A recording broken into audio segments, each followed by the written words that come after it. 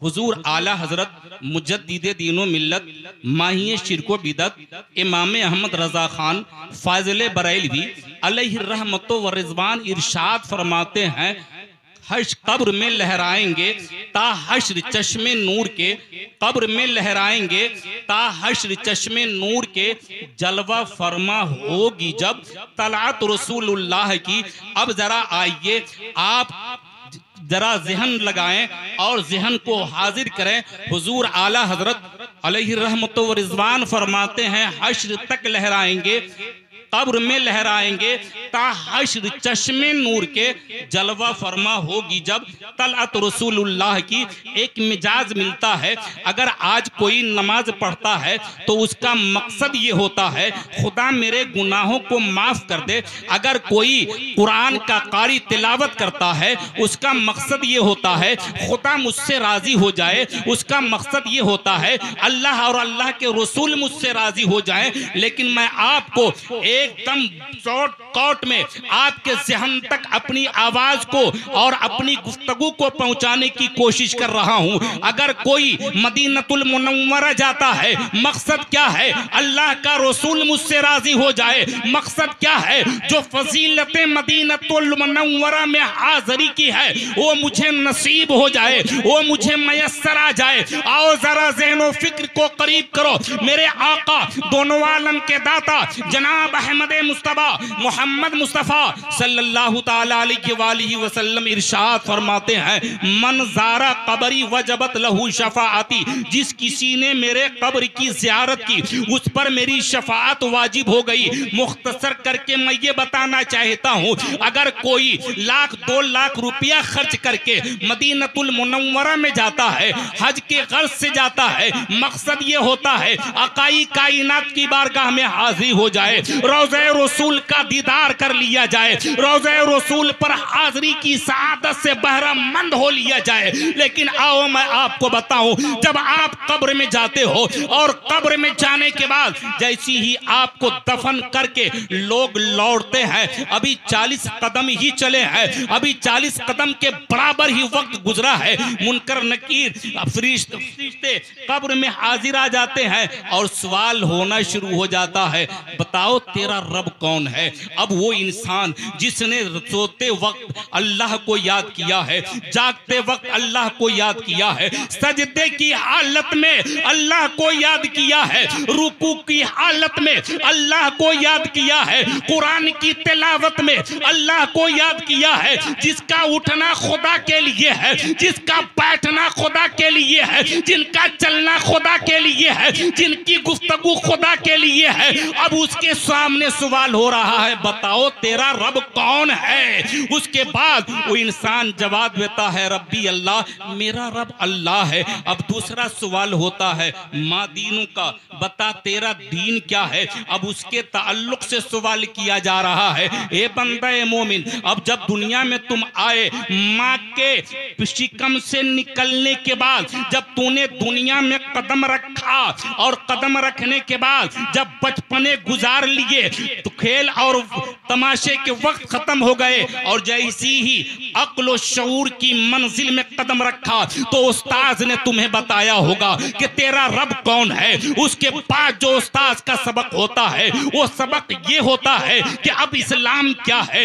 इस्लाम कहते किसको है, इस्लाम नाम किसका है, इस्लाम का ढांचा क्या है, इस्लाम का तरीका क्या है, इस्लाम का रिवाज क्या है, इस्लाम का रस्म क्या है, इस्लाम के मानने वालों का अंदाज क्या है। अब तुझे बचपने में उस्ताद ने बताया है, अब जब जवानी में तुमने कदम रखा है, अब बेहमदही ताला अभी तो बड़ा ही बेहतरीन माहौल मेरे यहाँ का बन गया है। मैं फख्र के साथ कह सकता हूँ अगर यही माहौल रहा तो खैरवा के जितने सुन्नी सहीउल अकीदा नौजवान है सबके किस्मत जागते हुए नजर आएंगे। मैंने देखा है कि अब जवान से जवान और जिसने जवानी की दहलीज पे कदम रखा है अब उसने मस्जिद में हाजिरी देना शुरू कर दिया है, 5 वक्त आसान देना शुरू कर दिया है। मैं दुआ गो हूँ, ए रब्बे कायनात, अपने महबूब के तवस्सुल से, अपने महबूबीन के सदके मौला इन जवानों के अंदर वो हौसला अता फरमा कि ताहीन हयात इनके एक वक्त की नमाज न छूटने पाए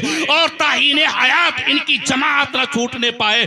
मैं ये देख करके बहुत खुश हो जाया करता हूँ। अब मैं कह ये रहा था, जैसी ही आलिम दीन ने समझाया इस्लाम क्या है, अब उस इस्लाम को आपने समझ लिया तो आपके ज़हन फिक्र में ये बात आ गई होगी, अब इस्लामी लिबास पहनना है, अब इस्लाम के दायरे में चलना है, अब इस्लाम के दायरे में जिंदगी गुजारना है, अब इस्लाम के दायरे में रहकर अपनी जिंदगी गुजारना है। और उसी तालिबे इल्मों में से अगर कोई अपने वक्त का आलिम बन जाता है, अपने वक्त का फकीह बन जाता है, अपने वक्त का मुफ्ती बन जाता है, अपने वक्त का मुदर्रिस बन जाता है, अपने वक्त का बेहतरीन आलिम बाअमल बन जाता है, तो मुख्तसर वक्त में, चूंकि वक्त करीब करीब होता जा रहा होगा मेरा, मुख्तसर वक्त में मैं आपको एक बात बता देना चाहता हूं। आपने अपने बेटों को इंजीनियर बनाने का इरादा कर लिया है, बहुत अच्छी बात है, लेकिन मैं ये नहीं कहता कि अपने बच्चों को इंजीनियर न बनाओ, अपने बच्चों को डॉक्टर न बनाओ, अपने बच्चों को वकील न बनाओ, अपने बच्चों को जज न बनाओ। आज वक्त का तकाजा है मौलाना गुल मोहम्मद साहब कि अपने बच्चों को वकील बनाया जाए, अपने बच्चों को जज बनाया जाए, अपने बच्चों को डॉक्टर बनाया जाए। लेकिन उससे पहले का तकाजा यह है, इस्लाम का तकाजा यह है कि अपने बच्चों को इस्लामी तालीम से आरास्ता किया जाए। और जहां आपने ये ठान लिया है कि इंजीनियर बनाया जाए, तो पहले वक्त का तकाजा यह है कि अपने वक्त को आलिम दीन बनाया जाए, अपने बच्चों को आलिम दीन बनाया जाए। आखिर आलिम दीन की फजीलत एक मेरे सतह ज़हन पे आ रही है, अगर वक्त के अंदर वसअत हो तो मैं बयान कर दूं। जब मैदाने महशर में कब्र से उठने के बाद मैदाने महशर में जाएंगे तो सबका हिसाबो किताब होगा। हिसाबो किताब होने के बाद दोज़खियों को कह दिया जाएगा दोज़ख में चले जाओ। ये जलालैन शरीफ की बात मैं बता रहा हूँ हजरत। दोज़खियों को कहा जाएगा दोज़ख में चले जाओ, जन्नतियों को कहा जाएगा जन्नत में चले जाओ। अब जन्नत में जाने वाले जैसी ही जन्नत में जा रहे होंगे, फरिश्ते दरवाजे पर रोक लेंगे और सवाल करेंगे, हल अंता आलिम, क्या तू आलिम दीन है? उसके बाद जब आलिम दीन से पूछा जाएगा, कहेगा नाम अना आलिम, हाँ मैं आलिम दीन हूँ। कहा रुक जाओ, यहीं पे ठहर जाओ। रोकने की वजह, जब आलिम दीन पूछेंगे रोक क्यों रहे हो? खुदा का आदेश हो चुका है, खुदा का हुक्म हो चुका है, मुझे जन्नत में जाने दो। उसके बाद फरिश्ते कहेंगे नहीं रुके रहो, अभी तेरे चाहने वाले आएंगे, तुझे उसे भी जन्नत में लेकर जाना है। तेरे मानने वाले आएंगे, तुझे उसे भी जन्नत में लेकर जाना है। तुझे पानी देने वाले आएंगे, तुझे उसे भी लेकर के जन्नत में जाना है। तुझे चिटाई मुहैया करने वाले आएंगे, उसे भी तुझे जन्नत में लेकर जाना है। मुख्तसर समेट कर मैं कह देना चाहता हूँ, अब एक जमात आएगी, ए आलिम दीन क्या मुझे पहचानते हो? कहा नहीं पहचानता। कहा सुनो, जब तुम्हारे दौरे तालिबे इल्मी का जमाना था, जब तू दौरे तालिबे इल्मी से गुजर रहे थे, तुझे पानी की जरूरत थी, मैंने तुझे पानी दिया था। तुझे खाने की जरूरत थी, मैंने तेरे लिए खाना मुहैया किया था।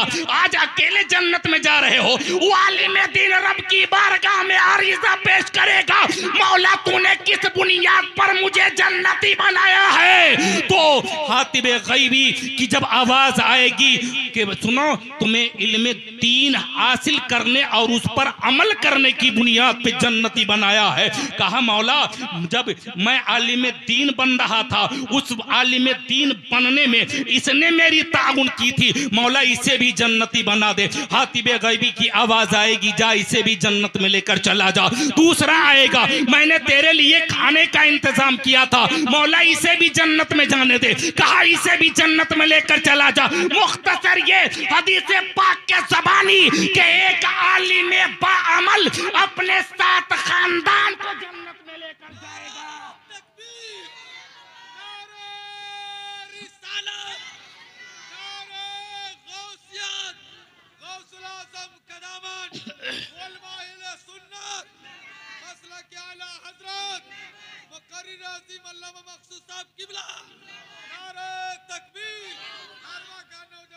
जिंदाबाद जिंदाबाद जिंदाबाद जिंदाबाद। अब एक आलिम बाअमल अपने साथ खानदान को जन्नत में लेकर के जाएगा। और आइए एक और हदीस आ चुकी है बड़ी तेजी के साथ, क्योंकि मैं समझ रहा हूं मेरी तकरीर तो आपने एक बार नहीं अनेक बार समाप्त किया, घंटा डेढ़ घंटा में जाकर मेरी गुफ्तगू मुकम्मल होती है, लेकिन बड़ी तेजी के साथ मैं आपके सामने गुफ्तगू कर रहा हूं। एक हाफिज कुरान जिसने चलते हुए खुदा की रजा के लिए कुरान पढ़ा होगा, जिसने उठते हुए खुदा की रजा के लिए कुरान पढ़ा होगा, जिसने कुरान को हिफ्ज करके अपने सीने में महफूज रखा होगा और हर वक्त चलते फिरते खुदा की रजा के लिए कुरान की तिलावत किया होगा, उस हाफिज कुरान को जन्नत के दरवाजे पर रोका जाएगा। उसके बाद हाफिज कुरान से कहा जाएगा, ए हाफिज कुरान तवज्जो रखिएगा। इसीलिए मैं कहता हूं अपने बेटे को आलिम दीन बनाओ, हाफिज कुरान बनाओ। और हाफिज कुरान से कहा जाएगा, जिस अंदाज से तू दुनिया में कुरान पढ़ा करता था, जिस अंदाज से दुनिया में चलते हुए कुरान की तिलावत करता था, जिस अंदाज से तू दुनिया में कुरान की तिलावत किया करता था, उसी अंदाज से जन्नत के गेट पे शुरू हो जा और उसी अंदाज से कुरान तिलावत करते चला जा, कुरान पढ़ता चला जा। जहां तेरा कुरान खत्म हो जाएगा वहां की जन्नत तेरे नाम कर दी जाएगी। तू जिसे चाहे उस जन्नत में लेकर के चला जाए। आप जरा अंदाजा कीजिए एक आलिम दीन की फजीलत क्या है, एक हाफिज कुरान की फजीलत क्या है। लेकिन उन हाफिज कुरान से और उन आलिम दीन से भी मैं कहना चाहूंगा, अगर आपने इल्म दीन हासिल किया है तो आप आलिम बाअमल बने। आपने हिफ्ज किया है तो आप कुरान को इस अंदाज से पढ़े जिस अंदाज से कुरान पढ़ने का हुक्म दिया गया है। और कुरान जब आपने पढ़ लिया है और जब कुरान की फजीलत आपने देख लिया है, तो मैं कह रहा था कब्र में सवाल होगा, मन रब्बुका, बता तेरा रब कौन है। 12 आपने समाप्त किया है। मादीनों का बता तेरा दीन क्या है। तीसरा सवाल होता है वमा कुंतो तकुलु फी शान हाज़िर रजुल, बता इस मर्द के बारे में क्या कहते थे। अब आपने अपनी जिंदगी में एक बार नहीं अनेक बार आपने समाप्त किया है कि कब्र में होने वाले 3 सवाल होंगे और उसी 3 का जवाब देना है। चौथा सवाल न मैंने सुना है न मैंने पढ़ा है और न आपने कभी सुना होगा। लेकिन मैं परेशान हो जाता हूं, उसी 3 सवाल को अगर यहां पूछ दिया जाए तो आप में से शायद 99% लोग जवाब नहीं दे पाएंगे। 3 सवाल है जिसे आपने जिंदगी में याद नहीं किया। आपने जिंदगी में अगर याद कर लिया होता तो आइए जिस आका के दीदार के लिए हम दुनिया में तड़प रहे हैं, जिस आका के दीदार के लिए हम दुनिया में तरस रहे हैं, उस आका का दीदार कब्र में हो रहा है और फरिश्ते सवाल करते हैं वमन तकुलु फी शान के आपने कब्र के लिए तैयारी कर लिया होता। आज दुनिया में लोगों तैयारी हर चीज की तैयारी कर लिया, जमीन की तैयारी कर लिया, जायदाद की तैयारी कर लिया, मकान की तैयारी कर लिया, बच्चों के लिए बैंक बैलेंस की तैयारी कर लिया, अपने लिए आलीशान इमारत की तैयारी कर लिया। लेकिन क्या भरोसा है जिंदगानी का, आदमी बुलबुला है पानी का। आपने जिस बिल्डिंग में अरबों खरबों रुपये खर्च किए हैं, याद रखिए वो बिल्डिंग आपके लिए नहीं है। अगर आपकी आंख अब भी बंद हो जाए तो बिल्डिंग आपके लिए बेकार है, वो बिल्डिंग आपके लिए नकारा है, वो आपकी आने वाली नस्लों के काम आएंगी। आपने अपने लिए क्या किया है प्यारे? जब आपको ये पता है कि मरना हर किसी को है, आज दुनिया के जिस फिरके से सवाल किया जाए, दुनिया के जिस कौम से सवाल किया जाए, दुनिया के जिस मजहब के मानने वाले से सवाल किया जाए, सबका जवाब एक ही होगा, हाँ मुझे मरना है।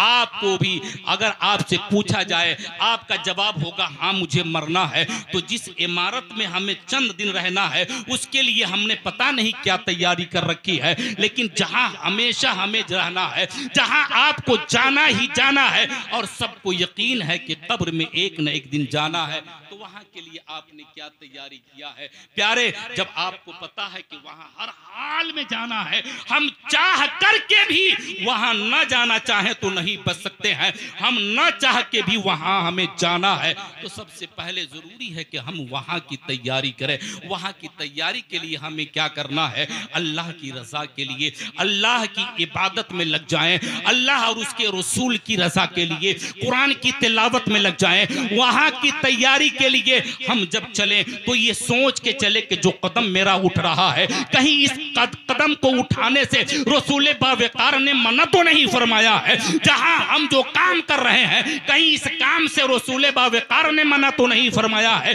कहीं इस काम से अल्लाह और उसके रसूल की नाराजगी तो नहीं पैदा होगी। इसलिए जब आप कदम उठाएं तो आप ये सोच करके उठाएं। आज होता क्या है, वक्त के अंदर वसत नहीं मैं गुफ्तगू कर सकूं। आज होता क्या है, लोग नमाज पढ़ के निकलते हैं लेकिन एक दूसरे की बुराइयां शुरू कर देते हैं। नमाज पढ़ के रास्ते में चलते हैं, एक दूसरे की गीबत करना शुरू कर देते हैं। प्यारे, आपको ये मैं बताना चाहता हूं कि हमेशा आप अपनी जिंदगी को देखें, आप अपने दामन में झांका करें और अल्लाह और उसके रसूल की रजा के लिए अपनी जिंदगी को बंदगी के लिए वक्फ कर दें और उसके बाद अर्ज करें, ए मौला, अगर मुझसे कोई गुनाह सरजद हो गए हो, भले या बुरे जो भी है मौला, तेरे महबूब की उम्मती में है मौला, हमारी गुनाहों की मगफिरत फरमा दे। तो इंशाअल्लाह रहमान आपकी मगफिरत हो जाएगी। और जब कब्र की तैयारी के लिए आपसे कहा जाए तो आप कब्र की तैयारी इस हद तक करें कि जब हम कब्र में जाएं तो हम आराम से कब्र में रहें। बताओ, आपको चलते चलाते बस आखिरी कड़ी मैं आपको बता देता हूं, इंसान की पहली मंजिल मां का पेट, दूसरी दुनिया है, तीसरी कब्र है और चौथी हश्र के मैदान में हिसाबो किताब हो जाने के बाद उसे जन्नती बना दिया जाए या जहन्नमी बना दिया जाए, यही उसका मकाम है। तो इस चार मकाम, दो मकाम, पहले मकाम से आप निकल करके दूसरे मकाम में है, यानी दुनिया में। अब इस दुनिया को दारुल अमल करार दिया गया है और आखिरत को दारुल जज़ा करार दिया गया है। अब इस दुनिया में आप जो अमल कर लेंगे वही आपके लिए काफ़ी है। पता है आपको, जब एक इंसान कब्र में जाता है और उस पर अगर अज़ाब इलाही का नुज़ूल होता है तो वो कब्र वाले जो आपसे पहले जा चुके होते हैं वो अफसोस के साथ कहता है, ए जाने वाले, क्या तूने मुझे जब कब्रिस्तान में पहुंचाया था, जब तूने मुझे कब्रिस्तान में दफनाया था, जब तू मुझे पटौटन के नीचे डाला था, क्या उस वक्त तूने मुझसे सबक हासिल न किया था? काश के उस वक्त तूने मुझसे सबक हासिल कर लिया होता। जब मुझे दफना करके लौट रहे थे, तेरे ज़ीनो फिक्र में यह बात आ गई होती कि इसी कब्र में फिर मुझे भी आना है, और काश के तूने आने की तैयारी कर लिया होता तो आज तेरा ये हाल न होता। उसके बाद कब्र से जब इंसान की आवाज आती है, बताया गया है कि अगर मुर्दे पर अजाब होता है तो जानवर तक उसके आवाज को चीखने और चिल्लाने को सुना करते हैं।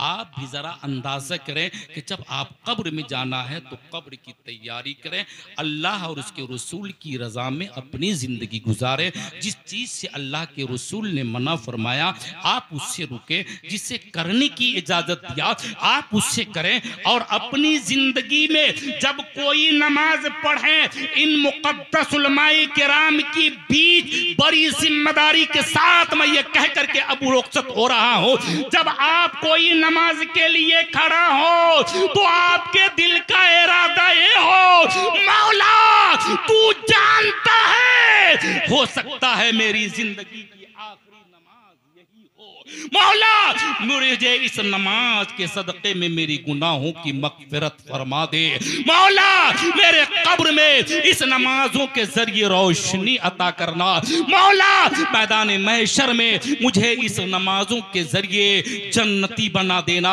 मेरी जिंदगी की हो सकती है ये आखिरी नमाज हो। जब आप वजू करें तो आप दिल में ये तय कर लें और दिल में ये ठान ले, हो सकता है मेरी जिंदगी के ये आखिरी वजू हो। जब आप रब की बारगाह में दुआ के लिए हाथ उठाए तो आप आपका इरादा ये होना चाहिए, आपका आज़म ये होना चाहिए, मौला तू आलिमुल गैब व शहादा है, तू खूब जानता है, मैं नहीं जानता। मौला हो सकता है मेरी जिंदगी की आखिरी दुआ हो, मौला इन्हीं दुआओं के सदके मेरे गुनाहों की मग़फ़िरत अता फरमा और अज़ाब कब्र से बचाकर मुझे मैदान महशर में मेरे नाम अमाल को दाहिने हाथ में अता फरमा। आदमी की जिंदगी में अगर ये बात समझ में आ जाए, आदमी की जिंदगी अगर इस अंदाज से गुजरने लगे, तो मैं ये चाहता हूं, मैं ये समझता हूं कि हर आदमी की जिंदगी कामिल तरीन जिंदगी गुजरेगी और अज़ाब कब्र से आप बचते हुए नजर आएंगे। अज़ाब कब्र के ताल्लुक से बहुत सारी हदीसें वारिद हैं, बहुत सारी हदीसें हैं। अगर उसके ताल्लुक से आपने 12 समात किया होगा, रब्बी कायनात की बारगाह में नाचीज की दुआ है कि रब्बी कायनात आली जनाब मरहूम मौलवी इमामुद्दीन साहब को इस महफिल पाक के सदक़े में करवट करवट जन्नत अता फरमाए, उनके गुनाहों की मग़फ़िरत अता फरमाए और उनके औलादों को सब्र जमील अता फरमाए और हम सब को कब्र की तैयारी करने की तौफ़ीक़ और रफ़ीक़ अता फरमाए। ये क़िस्सा लतीफ़ अभी ना तमाम है, जो कुछ बयां हुआ वो आगाज़ बाब था।